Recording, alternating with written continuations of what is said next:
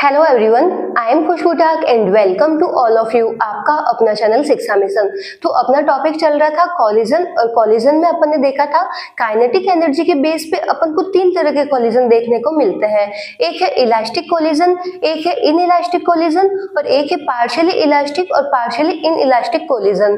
फिर अपन ने देखा था इलास्टिक कॉलिजन जो होता है उसमें जो मोमेंटम होता है पूरे सिस्टम का वो कंजर्व रहता है और साथ में ही काइनेटिक एनर्जी भी कंजर्व रहती है। मतलब अगर दो ऑब्जेक्ट है, ऑब्जेक्ट आपस में टकराते हैं और टकराने के बाद में उनकी जो वेलोसिटी है वो अलग हो जाएगी। तो जब वो आपस में टकराते हैं तो उस टाइम उसमें किसी भी तरह की काइनेटिक एनर्जी का लॉस नहीं होता है।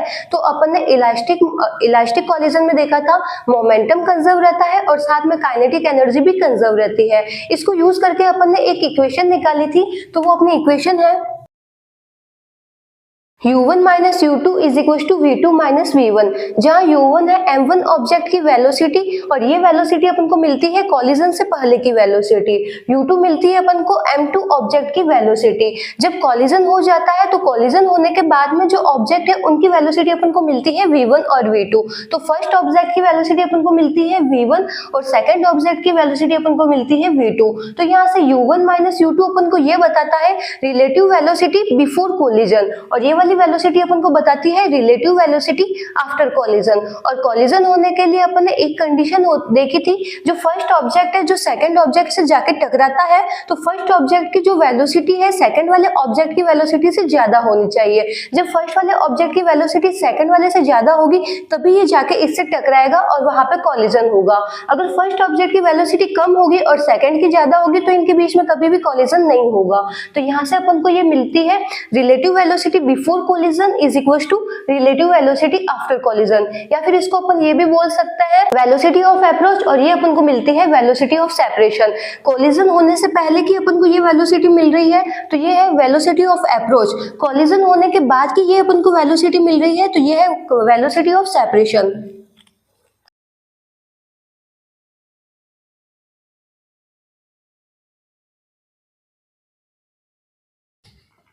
तो यहाँ से अपन को u1 माइनस u2 तो मिलती है रिलेटिव वेलोसिटी बिफोर कॉलिजन, या इसी को अपन बोलते हैं velocity of approach. v2 minus v1 अपन को मिलता है रिलेटिव वेलोसिटी आफ्टर कॉलिजन, या इसी को अपन बोलते हैं वेलोसिटी ऑफ सेपरेशन। अब अपन इस पे न्यूमेरिकल क्वेश्चन सॉल्व करेंगे। Find v1 and v2 after collision. तो यहाँ पे जो अपन को कॉलिजन दे रखा है वो है इलास्टिक कॉलिजन। अभी अपन जो क्वेश्चन सॉल्व कर रहे हैं वो सारे है इलास्टिक कॉलिजन से रिलेटेड। तो यहाँ पे अपने पास में एक ऑब्जेक्ट है, उसका मास गिवन है 2 kg और वो 4 मीटर पर सेकंड की वेलोसिटी से आगे की तरफ जा रहा है, और 4 kg का एक मास है वो 3 मीटर पर सेकंड की वेलोसिटी से आगे की तरफ जा रहा है। तो इसकी वेलोसिटी इससे ज्यादा है तो इनके बीच में कॉलिजन हो जाएगा। कॉलिजन होने के बाद में जो 2 kg वाला ऑब्जेक्ट है ये v1 वेलोसिटी से आगे की तरफ जा रहा है और जो 4 kg वाला ऑब्जेक्ट है ये v2 वेलोसिटी से आगे की तरफ जा रहा है। तो अब अपन को निकालना है यहाँ पे v1 और v2 की वैल्यू क्या होगी। तो अपन देखते हैं जो इलास्टिक कॉलिजन होता है उसमें मोमेंटम हमेशा कंजर्व रहता है। तो सबसे पहले तो अपन अप्लाई करते हैं कंजर्वेशन ऑफ मोमेंटम। मोमेंटम का फॉर्मूला होता है मास इनटू वेलोसिटी। तो फर्स्ट वाले पूरा सिस्टम है इसका अपन निकालते हैं मोमेंटम। तो इसका मोमेंटम अपन को क्या मिलेगा 2 इंटू 4 प्लस 4 इंटू 3।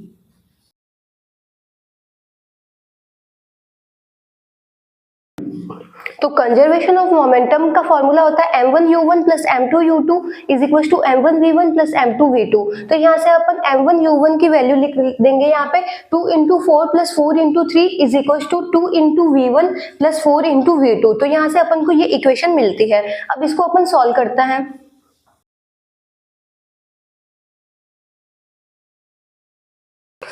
तो कंजर्वेशन ऑफ मोमेंटम को यूज करके अपन को एक इक्वेशन मिली है v1 plus 2v2 is equal to 10। अब यहाँ से अपन देखते हैं कंजर्वेशन ऑफ लीनियर मोमेंटम और कंजर्वेशन ऑफ काइनेटिक एनर्जी। इसको यूज करके अपन ने ये इक्वेशन निकाली है इलास्टिक कॉलिजन के लिए। तो अपन ये वाले इक्वेशन को यूज करेंगे। u1 minus u2 is equal to v2 minus v1। तो यहाँ से अपन को u1 की वैल्यू मिलती है 4, u2 की वैल्यू अपन को मिलती है 3, v2 की वैल्यू अपन को मिलती है यहाँ पे v2 और v1 अपन को यहाँ पे दे रखा है। तो यहाँ से अपन को ये इक्वेशन मिलती है v2 minus v1 is equal to 1। अब इक्वेशन फर्स्ट और इक्वेशन सेकंड दोनों को जब अपन यहाँ पे ऐड करेंगे तो यहाँ पे अपन देखेंगे ये है प्लस का v1 और यहाँ पे है माइनस का v1, तो ये आपस में कैंसिल आउट हो जाएंगे, तो यहाँ से अपन को v2 की वैल्यू मिल जाएगी।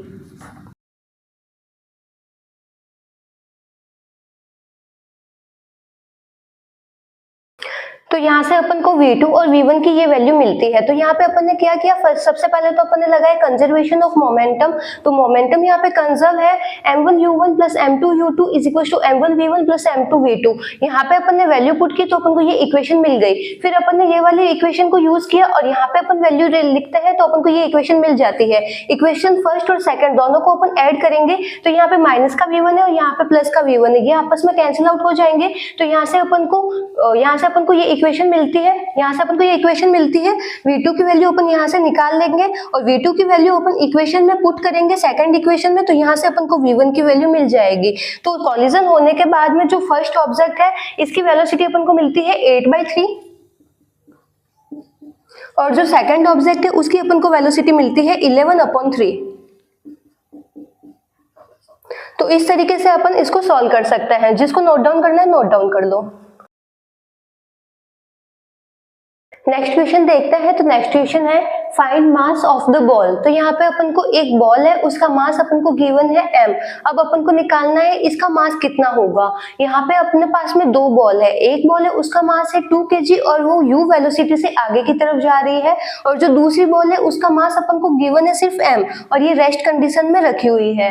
जब इनके बीच में कोलिजन होता है तो कोलिजन होने के बाद में जो 2 kg वाली जो बॉल है वो u/2 वेलोसिटी से जा रही है लेकिन ऑपोजिट डायरेक्शन में जा रही है। पहले इनमें जब टक्कर होती है तो टक्कर होती है उससे पहले तो बॉल की डायरेक्शन ये है, टक्कर होने के बाद बॉल वापस ऑपोजिट डायरेक्शन में जा रही है u/2 वेलोसिटी से, और जो सेकंड बॉल है उसका मास अपन को गिवन है m, वो v वेलोसिटी से आगे की तरफ जा रही है। तो यहाँ पे अपन को जो बॉल दे रखी है उसका अपन को मास निकालना है कि जो ये रेस्ट कंडीशन में बॉल रखी है इसका मास अपन को कितना मिलता है।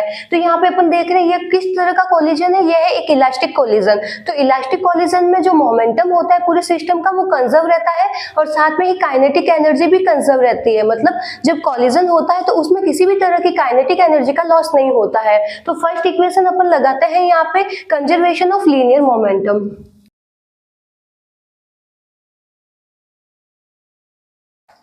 कंजर्वेशन ऑफ लीनियर मोमेंटम की अपन को इक्वेशन मिलती है m1u1 plus m2u2 is equal to m1v1 plus m2v2। तो यहाँ से अपन देख रहे हैं m1 की वैल्यू अपन को कितनी गिवन है 2 और ये कितनी वेलोसिटी से जा रहा है आगे की तरफ u वेलोसिटी से। m2 ऑब्जेक्ट है उसकी वैल्यू अपन को यहाँ पे फाइंड करनी है m, और ये कहाँ है, ये रेस्ट कंडीशन में रखा हुआ है, मतलब इसकी वेलोसिटी अपन को क्या मिल रही है 0। कॉलिजन होने के बाद में जो फर्स्ट ऑब्जेक्ट है उसका अपन को मास गिवन है 2 और इसकी वेलोसिटी अपन को क्या मिल रही है u/2, लेकिन इसकी डायरेक्शन देखो, डायरेक्शन अपन को मिलती है ऑपोजिट डायरेक्शन में। तो यहाँ पे अपन लेंगे इसका साइन लेंगे -u/2, क्योंकि जो वेलोसिटी है वो वेक्टर क्वांटिटी है, उसमें अपन मैग्नीट्यूड के साथ साथ में डायरेक्शन भी देखते हैं। तो जब टक्कर होती है तो टक्कर होने के बाद में ये वापस अपनी ऑपोजिट डायरेक्शन में जा रहा है, इसलिए यहाँ पे अपन ने साइन लिया है -u/2 प्लस m2v2। m2 की वैल्यू अपन को यहाँ पे फाइंड आउट करनी है और ये किस वेलोसिटी से आगे की तरफ जा रहा है v वेलोसिटी से। अब इसको अपन यहाँ पे सॉल्व कर लेंगे।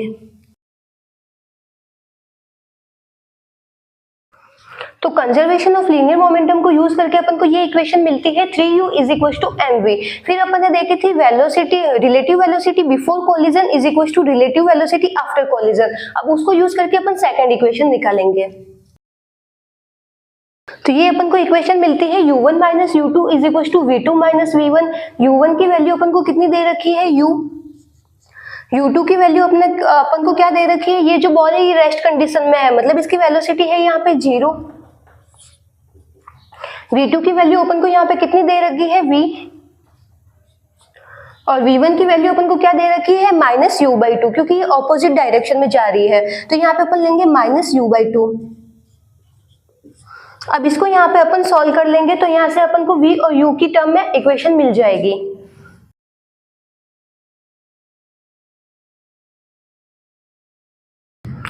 तो यहाँ से अपन को वैल्यू मिलती है v is equal to u/2, ये अपन को मिलती है इक्वेशन सेकंड। तो इक्वेशन फर्स्ट और इक्वेशन सेकंड दोनों को यूज करके अपन यहाँ पे m की वैल्यू निकालेंगे। तो फर्स्ट इक्वेशन अपन को मिलती है 3u is equal to mv। तो फर्स्ट इक्वेशन में अपन v की वैल्यू यहाँ पे पुट कर देंगे।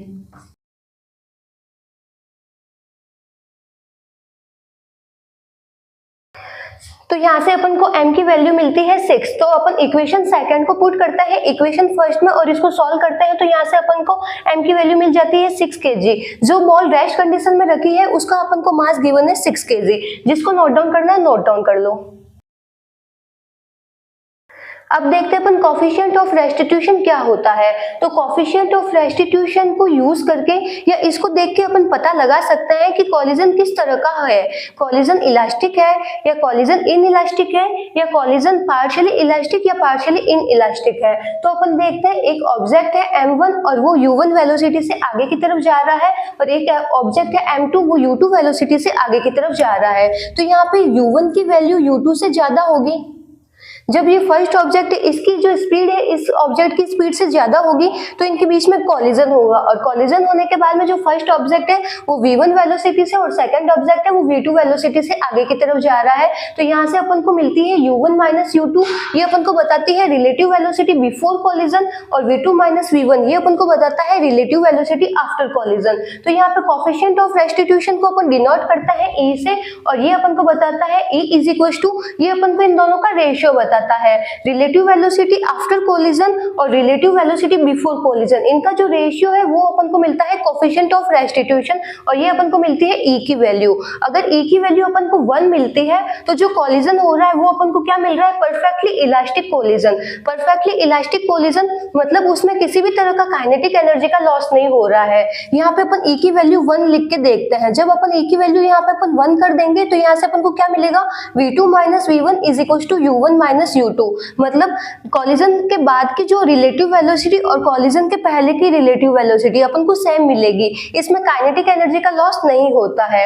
जब e की वैल्यू अपन को 0 मिलती है तो वो अपन को मिलता है परफेक्टली इन इलास्टिक कोलिजन। इसमें काइनेटिक एनर्जी का लॉस होता है और यहाँ पे अपन इसका एक एग्जांपल भी देख सकते हैं। अगर अपन कोई एक मिट्टी की बॉल बना दे, इस मिट्टी की बॉल को अगर मैं यहाँ पे नीचे गिराऊं तो वो बॉल वापस बाउंस होकर ऊपर की तरफ नहीं आएगी।